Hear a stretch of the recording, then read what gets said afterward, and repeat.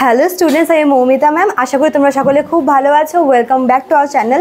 আজকে আমি তোমাদের এমডিসির একটি নিউ টপিক, যার নাম হচ্ছে মানব সম্পদ ব্যবস্থাপনা, বা যেটাকে হচ্ছে ইংলিশে বলে হিউম্যান রিসোর্স ম্যানেজমেন্টের ওপরে ক্লাস নেব। ঠিক আছে, তার আগে বলে রাখি যে আমাদের অনলাইন ক্লাস কিন্তু চলছে অ্যাজ ইউজুয়াল।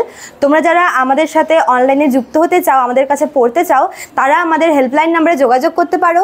আমাদের হেল্পলাইন নাম্বার দেওয়া আছে, দেখো এই কর্নারে দুটো দেওয়া আছে নাম্বার। একটা হচ্ছে 6295916282, আর একটা হচ্ছে 7076398606। ঠিক আছে, আমাদের পুরো কোর্স ফি রয়েছে 999 টাকায়। আমাদের পুরো কোর্স ফি তোমরা পেয়ে যাচ্ছ, এবং আমাদের কোর্সের ডিউরেশন হচ্ছে 6 মান্থের, 6 মাসের আমাদের কোর্সের ডিউরেশন। ঠিক আছে, এবং আমাদের কিন্তু অলরেডি 4 মাস চলছে আমাদের ক্লাসে, এবং তোমাদের এক্সামও কিন্তু খুব একটা বেশি দেরিতে নেই। তো তোমরা ঝটপট দেরি না করে আমাদের হেল্পলাইন নাম্বারে যোগাযোগ করে যুক্ত হয়ে যাও, যারা সিরিয়াসলি পড়তে চাও। তো ঠিক আছে, চলো দেরি না করে টপিকটা শুরু করি। আজকের টপিকটা দেখো, তোমরা দেখতেই পাচ্ছ, প্রথমে উপরে লিখেই দিয়েছি যে হিউম্যান রিসোর্স ম্যানেজমেন্ট বা মানব সম্পদ ব্যবস্থাপনা। ঠিক আছে, দেখো প্রথমে জানতে হবে যে মানব সম্পদ ব্যবস্থাপনাটা কি। ঠিক আছে, আমরা এখানে যে লেখা যে সংজ্ঞা, এটাই আমরা পরে আসি, আগে মানে সরলভাবে বোঝার চেষ্টা করো। ঠিক আছে, দেখো যখন মানে কোনো একটা সংস্থান বা কোনো একটা প্রতিষ্ঠান বা কোনো একটা সংগঠন বা কোনো একটা সংস্থা যখন তৈরি হয়, কোনো একটা উদ্দেশ্য নিয়ে বা কোনো একটা লক্ষ্য নিয়ে তৈরি হচ্ছে। ঠিক আছে, এবার যখন সেই উদ্দেশ্য এবং লক্ষ্য নিয়ে একটা সংগঠন তৈরি করা হচ্ছে, তো সেই লক্ষ্য পূরণ করার জন্য সবথেকে বেশি যার বা যাদের হাত থাকে, সেটা হচ্ছে সেই সংগঠনের সাথে যুক্ত মানবীয় উপাদানগুলি, অর্থাৎ যে আমাদের যে আর কি দক্ষ জনশক্তি রয়েছে, সেই কিন্তু তার দ্বারাই কিন্তু একটা সংগঠনের উদ্দেশ্য এবং লক্ষ্যগুলি পূরণ হয়। ঠিক আছে, আফটারঅল একটা সংগঠনের যদি মূল চালিকা শক্তি আমরা ধরি, সেটা কিন্তু মানব সম্পদকেই বলা হয়। ঠিক আছে, আর এই সম্পদের, এই মানব সম্পদের নির্বাচন, তারপর হচ্ছে নিয়োগ, প্রশিক্ষণ, তারপর তোমার হচ্ছে রক্ষণাবেক্ষণ, এই সমস্ত ব্যবস্থাকেই কিন্তু বলা হচ্ছে মানব সম্পদের ব্যবস্থা। ঠিক আছে, মানব সম্পদের ব্যবস্থা বা মানব সম্পদের ব্যবস্থাপনা বলছে। দেখো, যেহেতু একটা সংগঠনে বা একটা তোমার প্রতিষ্ঠানে মেন যে আর কি যার দ্বারা একটা সংগঠনের সমস্ত উদ্দেশ্য বা কাজগুলি চালিত হয় বা সম্পাদিত হয়, সেটাই কিন্তু জনশক্তি। ঠিক আছে, একটা দক্ষ জনশক্তি প্রয়োজন একটি সংগঠনকে চালনা করার জন্য।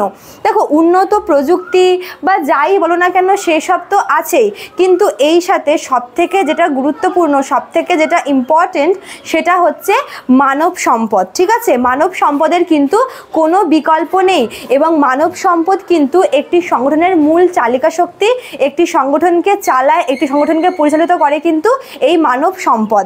ঠিক আছে, এবং মানব সম্পদ ব্যবস্থাপনা বলতে এই মানব সম্পদের, অর্থাৎ সংগঠনের যে কর্মীরা রয়েছে, শ্রমিকরা রয়েছে, সেই শ্রমিকদের সংগ্রহ, শ্রমিকদের নির্বাচন, নিয়োগ, তাদের উপযুক্ত প্রশিক্ষণ দেওয়া। ঠিক আছে, এবং তাদের হচ্ছে প্রশিক্ষণ হওয়ার পরে তাদেরকে আর কি বেতন দেওয়া, মজুরি দেওয়া, এবং যে বিভিন্ন রকমের যে সাংগঠনিক যে নীতিগুলি রয়েছে, সেগুলোকে প্রণয়ন করা এবং বাস্তবায়িত করা। ঠিক আছে, একটা বেশ জটিল একটা সংজ্ঞা আমি বললাম, তোমাদেরকে আমি এই টার্মগুলো এক এক করে বলছি। দেখো, যখন কোনো সংস্থা বা যখন কোনো সংগঠন প্রতিষ্ঠিত হচ্ছে, প্রথমে কি করা হয়, সেই সংগঠনের মানব সম্পদ বলতে কাদেরকে বোঝায়? অবভিয়াসলি জনশক্তিকে বলে, বা যাদের দ্বারা, যে সমস্ত ব্যক্তিদের দ্বারা সেই সংগঠন চলবে তাদের কথাই বলা হয়েছে। তো সেই সমস্ত ব্যক্তিদেরকে বা শ্রমিকদেরকে বা কর্মীদেরকে প্রথমে সংগ্রহ করা হয়। ঠিক আছে, যারা এই সংগঠনটা আর কি ভালো করে চালাতে পারবে। তো প্রথমে সেই শ্রমিকদেরকে আর কি একত্রিত করা হচ্ছে, সেখান থেকে যারা উপযুক্ত তাদেরকে আর কি সিলেক্ট করা হবে, তাদেরকে বাছাই করা হবে। তারপরে বাছাই করা যে শ্রমিকরা রয়েছে, তাদেরকে নিয়োগ করা হবে।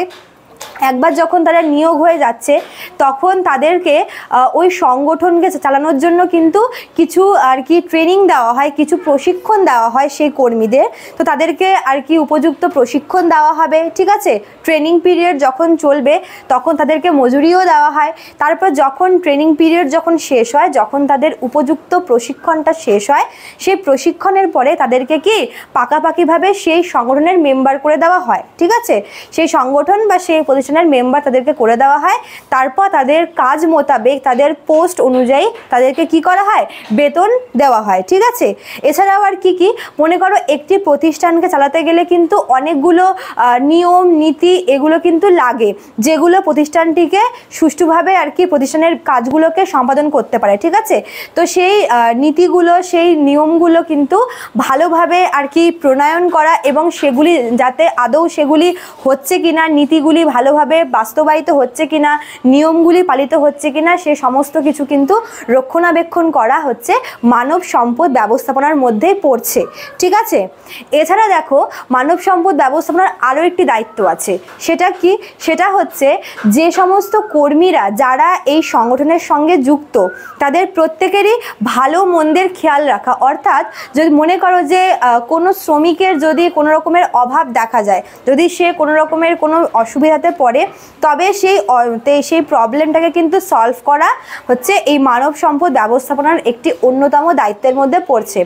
এছাড়াও মনে করো একটি সংগঠনে যে সমস্ত নীতিগুলি রাখা হবে শ্রমিকদের জন্য, সেগুলি তারা আদৌ পালন করতে পারবে কিনা, সেগুলি তারা মানতে পারবে কিনা, তাদের জন্য সেগুলি সুষ্ঠু কিনা, অনুকূল কিনা, সেগুলি দেখা কিন্তু অবশ্যই কর্তব্য। ঠিক আছে, আর এটা কিন্তু মানব সম্পদ ব্যবস্থাপনার একটি কাজ। ঠিক আছে, অর্থাৎ যেই কর্মীরা যারা এই সংগঠনকে চালাচ্ছে তাদের জন্য এই সংগঠনটা কতটা আর কি অনুকূল পরিবেশের সৃষ্টি করছে বা তারা কতটা এখানে ভালোবেসে কাজটা করছে, সেটাও কিন্তু দেখার দায়িত্ব রয়েছে। ঠিক আছে, এছাড়াও মনে করো যে এক শ্রমিকের সাথে আরেক শ্রমিকের মধ্যেকার বন্ডিং বা কাজের জায়গায় শ্রমিকের মধ্যে যে ঐক্যতা বা হচ্ছে সখ্যতা, সেটাও কিন্তু দেখার দায়িত্ব হচ্ছে মানব সম্পদ ব্যবস্থাপনার একটি কাজ।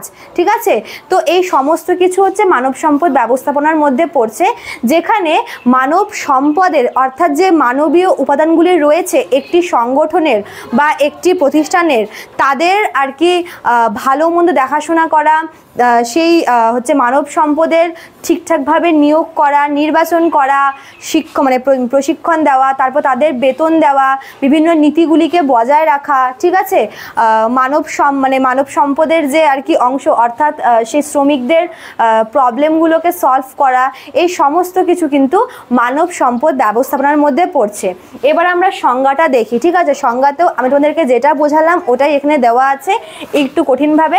তো কি বলেছে, মানব সম্পদ বা মানবীয় উপাদান। মানবীয় উপাদান বলতে কি, যারা সেই সংগঠনের মানবীয় উপাদান বলতে কি তোমার হচ্ছে কর্মীরা বা শ্রমিকরা যারা সেই সংগঠনের আর কি অংশ। ঠিক আছে, তো সেই মানব সম্পদ বা মানবীয় উপাদান তথা কর্মী, ঠিক আছে, শ্রমিক বা কর্মী সংগ্রহ করা, মানে কর্মীদেরকে বাছাই, মানে কর্মীদেরকে আর কি বিভিন্ন জায়গা থেকে আর কি সংগ্রহ করা, কালেক্ট করা, তারপর নির্বাচন করা, ওই কর্মীদের মধ্যে যারা উপযুক্ত তাদেরকে নির্বাচন করা, তাদেরকে সিলেক্ট করা, আর কি নিয়োগ করা, যাদেরকে করা হচ্ছে তাদেরকে নিয়োগ করা, আর কি প্রশিক্ষণ দেওয়া, যে সমস্ত কর্মীদেরকে নিয়োগ করা হচ্ছে তাদেরকে উপযুক্ত প্রশিক্ষণ দেওয়া, তাদেরকে ট্রেনিং দেওয়া। ঠিক আছে, আর কি কি মজুরি এবং বেতন নির্ধারণ, যে সমস্ত কর্মীরা কাজ করছে তাদের প্রাপ্য মজুরি এবং বেতন ঠিক স্থির করা। আর কি পরিচালনার নীতি প্রণয়ন ও বাস্তবায়ন ইত্যাদি। অর্থাৎ মানে ওই সংগঠনটাকে পরিচালনা করার জন্য যে সমস্ত নীতিগুলি রয়েছে সেগুলিকে প্রণয়ন করা এবং সেই সঙ্গে সেই নীতিগুলোকে কি বাস্তবায়িত করা হচ্ছে মানব সম্পদ পরিচালনার অন্যতম কাজ, আর এটাকেই মানব সম্পদ ব্যবস্থাপনা বলা হয়। ঠিক আছে, যেহেতু হচ্ছে মানব সম্পদ বলতেই এখানে দক্ষ জনশক্তির কথা বলা হয়েছে, কেননা দক্ষ জনশক্তি ছাড়া একটি প্রতিষ্ঠান কিন্তু চলতে পারে না, কেননা দক্ষ জনশক্তির কোনো বিকল্প হয় না। কাজেই সেই দক্ষ জনশক্তি তৈরি করা এবং তাদের বিভিন্ন প্রয়োজন মেটানো এবং একটি সংগঠনের যে মানবীয় সম্পদ, এই সম্পদগুলিকে ঠিকঠাকভাবে আর কি তাদের খেয়াল রাখা, রক্ষণাবেক্ষণ করা, তাদেরকে আর কি প্রশিক্ষণ দেওয়া, এই সমস্ত কিছু কিন্তু মানব সম্পদ ব্যবস্থাপনার অন্যতম কাজ হিসেবে বলা হয়। ঠিক আছে, তো এই ছিল তোমাদের আজকের ক্লাস। আশা করি তোমরা ভিডিওটি তোমাদের ভালো লেগেছে, তোমরা বুঝতে পেরেছো। ভিডিওটি ভালো লাগলে অবশ্যই লাইক, কমেন্ট করবে, শেয়ার করবে। দেখা হচ্ছে নেক্সট ক্লাসে। Thank you.